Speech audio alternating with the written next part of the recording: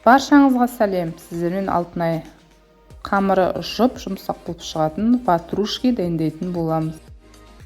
Ең алдымен сіздерге жылы сүт, қант, тұз, жұмыртқа және де ашытқы салып, ұн қосып, жұмсақ, қолға жабыспайтын қамыр илейтін боламыз. Қамырды қатты жұмсартып илемеңіздер, шамалы қаттылау болу қажет.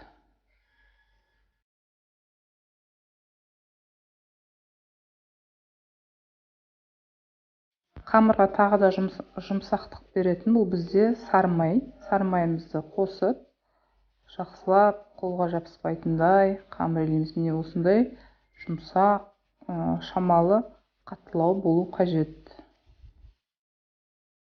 Бетін 1 сағатқа жауып, жылы немесе күн түсетін жерге жауып қоямыз. Енді салмасына сүзбе, қант қосып, араластырып,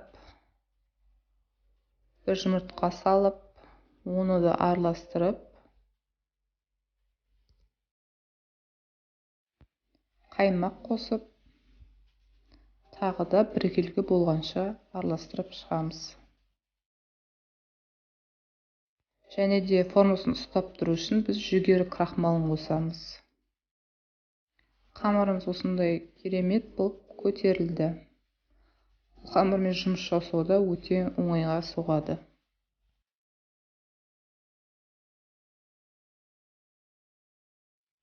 Қамырымызды бірнеше бөліктерге бөліп шығамыз.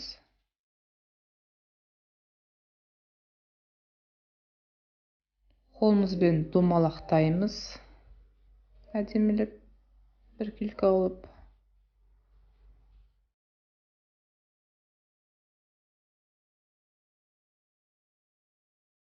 Домалақтап болған соң, бетін 20 минутқа жауып қоямыз. Мінекей әдемі болып көтеріліп шықты. Көтерілген соң бетіне сұйық майды осылай сүйіп шығамыз. Себетіңіз жоқ болса, қолыңызбен жағып шығыңыз.